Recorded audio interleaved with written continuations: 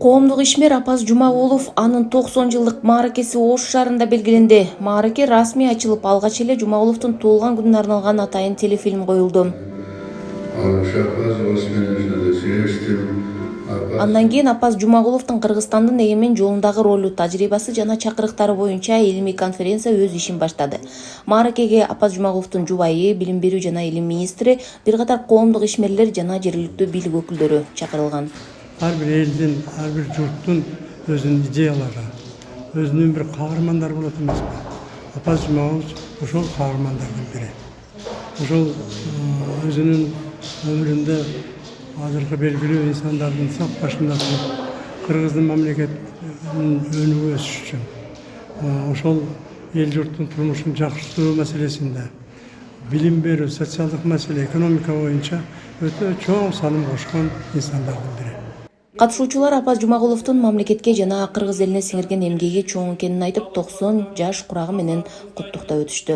Апаз Жумагулович кыргыз тарыхында, кыргыз саясатында феноменный личность. Эмне үчүн? Главный инженер объединения, кайталап айтты.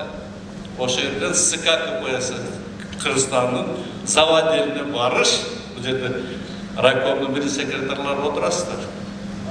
Баарын билесиздер. Барыш бул деген өтө. Ошол убактагы жетекчиликтин көрөгөчтүгү, Апаз Жумагуловдун жигердүү эмгеги onu изилдеш керек. Ошон үчүн феноменальный личность Кыргызстандын тарыхында.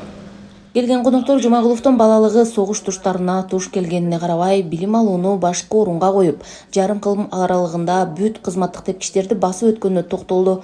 Замандаштар анын адилеттүүлүгүн, иш билгилигин баса белгилешти. Эми Апаз Жумагулов жөнүндө айтса сөз көп.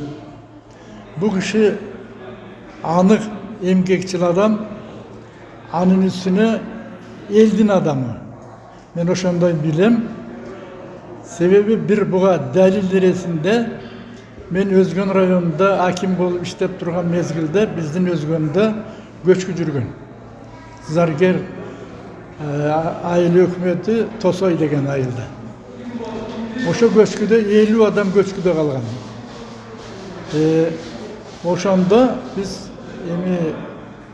милдеттүүбүз район жетекчилери жогору жакка кабар беришке. Ошо республика чейин жеткирди кабарды. Ошондо мен сөзүмдү көбөйтпөйүн, Апаз Жумагулович Совет министринин башчысы эле келип, ошо эл менен жолугуп, бирге жүрүп. Анан элди аралап, баягы жапа чеккен элдердин үйлөрүнө чейин барып, көчкү жүргөн жерге чейин бардык. Ошондо эми биздин Кыргыздын эмес, мусулман элинин салты боюнча айылына барганда, эшигине барганда нан көтөрүп чыгат, нан ооз тийип коюңузчу деп.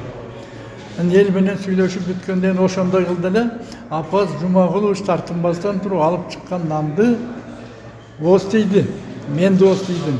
Оозума салып чайнасам, майда кундар аралашып калган экен да. Ошондой кыйынчылык мезгил болчу да. Бул 1994 жылы март айы болсо керек. Анан мен уятымдан чайнадым, кычырап атат, бул киши да чайнады, ошону жутту, жеди. Анан ошону алып чыккан аял киши эле рахматын айтып, ошол жерден бата кылып анан кеткенбиз. Муну мен эмнени айткым келип атат?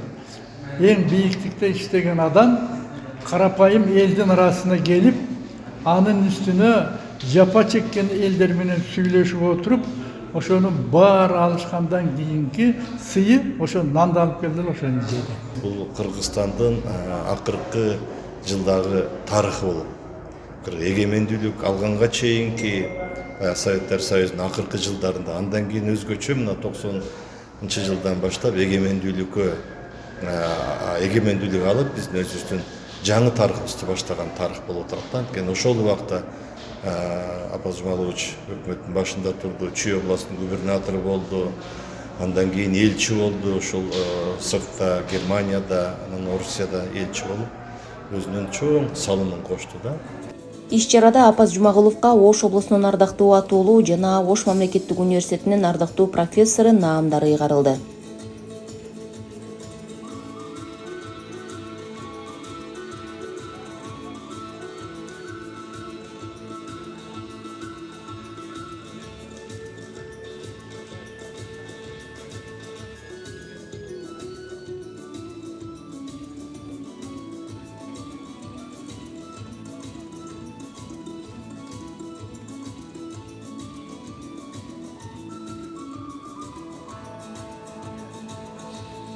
Апаз Жумагулов совет учурунда бир катар мамлекеттик кызматтарда иштеген. 1993-98 жылдары премьер-министр болуп турган. Бир катар мамлекеттерде элчи кызматтарында аркалаган. Биринчи даражадагы Манас орденинин ээси, кыргыз эл баатыры. Байбичеси экөө 4 уул 2 кызды эрезеге жеткирген. Гүлжан Ажыматова, Муслимбек Ахмеджанов, Ош шаары.